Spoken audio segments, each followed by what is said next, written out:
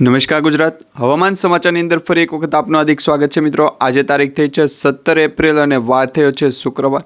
આજના દિવસે ગુજરાત રાજ્યના હવામાન સમાચારની વાત કરીએ તો કયા કયા જિલ્લાઓની અંદર વરસાદ પડવાનો છે તેના વિશેની એક સૌથી મહત્વની આગાહી સામે આવી છે।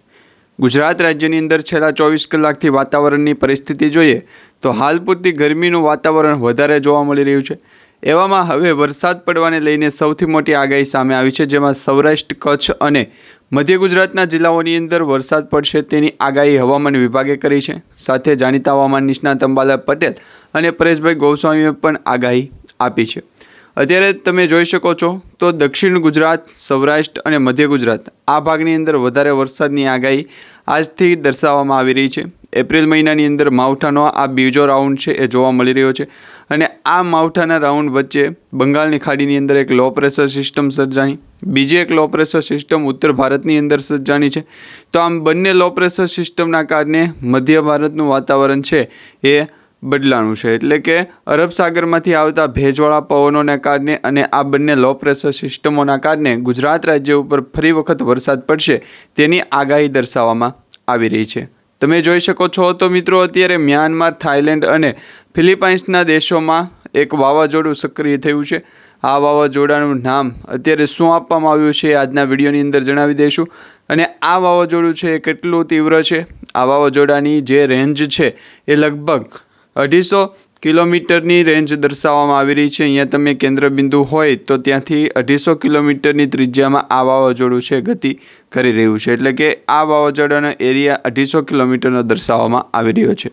હવે આ વાવાઝોડું અત્યારે ફિલિપાઇન્સ તેમજ તાઇવાન આવા દેશો, જાપાનના દેશોથી ખૂબ દૂર છે, પરંતુ તેની અસર શું આપણા ભારત દેશમાં થશે, બંગાળની ખાડીમાં આ વાવાઝોડાની કઈ અસર થવાની છે એના વિશેની આગાહી તમને આજના વિડીયોની અંદર જણાવી દઈશું અને આ વાવાઝોડું છે એ એપ્રિલ મહિના સુધીમાં કઈ ભાગ તરફ પહોંચશે એ પણ તમે જોઈ શકો છો। અત્યારે આ વાવાઝોડાની લાઈવ ટ્રેકિંગ તમને દર્શાવીએ તો આ વાવાઝોડાના લાઈવ ટ્રેકિંગમાં 18 એપ્રિલના રોજ આ વાવાઝોડું છે એ તાઇવાન, ફિલિપાઇન્સ અને જાપાન જેવા દેશોથી ખૂબ દૂર જતું જોવા મળી રહ્યું છે। 19 એપ્રિલ સુધીમાં આ વાવાઝોડું છે એ ત્યાંથી ખૂબ દૂર જશે, એટલે તેની અસર છે એ આપણા દેશો તરફ થવાની નથી। હવે મિત્રો આપણા દેશ એટલે કે ભારત દેશમાં વાવાઝોડાની અસર, માવઠાની અસર અને ગુજરાત રાજ્ય ઉપર વરસાદની સ્થિતિ શું છે એ સૌપ્રથમ જાણી લઈએ।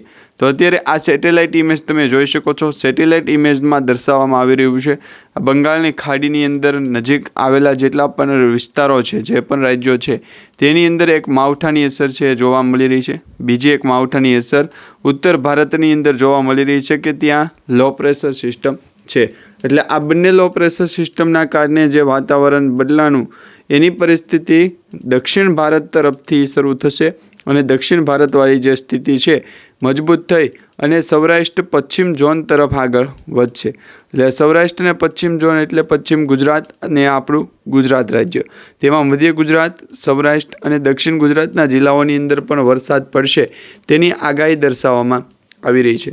બીજી તરફ જોઈએ તો અરબ સાગરની અંદર પણ એક લો પ્રેશર સિસ્ટમ સક્રિય થઈ છે અને અરબ સાગરની જે લો પ્રેશર સિસ્ટમ છે તેના કારણે વાતાવરણની અંદર મોટો પલટો આવવાની કોઈ શક્યતા હાલ પૂરતી દર્શાવવામાં આવી નથી, કારણ કે અરબ સાગરની અંદર ઘણી દૂર દરિયાની અંદર જે સિસ્ટમ છે તેને કારણે ગુજરાત ઉપર કોઈ મોટી અસર છે થશે નહીં। આ મિત્રો 19 એપ્રિલથી ગુજરાત રાજ્યમાં વરસાદ પડવાની આગાહી છે તેના વિશેની તમને થોડીક વધારે માહિતી જણાવીએ તો આ 19 એપ્રિલ અને 18 એપ્રિલથી ગુજરાત રાજ્યની અંદર માવઠું છે ફરી વખત સક્રિય થશે અને એ માવઠાના કારણે ગુજરાત રાજ્યની અંદર વરસાદ પડશે અને કરા સાથે વરસાદ પડે તો પણ આગાહી છે એ સાચી પડી શકે, પરંતુ હાલ પૂરતી આ આગાહી કેટલી સાચી પડશે એ તમને જણાવીએ તો મિત્રો બંગાળની ખાડી અને લો પ્રેશર સિસ્ટમનો જો તમે કોન્ટેક્ટ જુઓ તો બાંગ્લાદેશ ઉપર તેની અસર 19 તારીખના રોજ જોવા મળશે।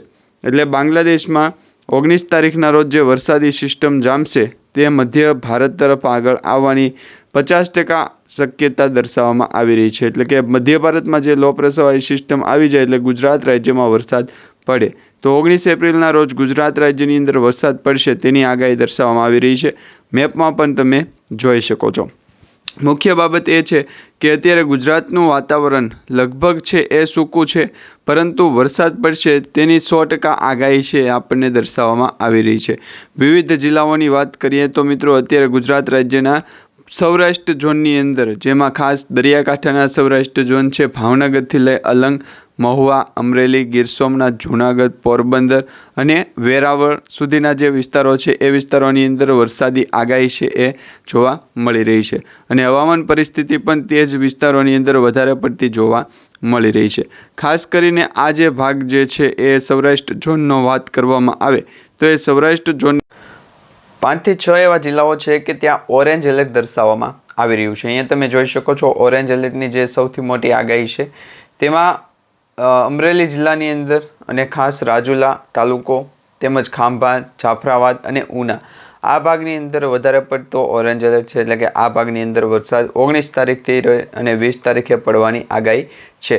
હવે 20 તારીખથી ગુજરાત રાજ્યનું વાતાવરણ તો બદલાનું, પરંતુ દક્ષિણ ગુજરાતમાં શું પરિસ્થિતિ રહેશે એ પણ જાણી લઈએ।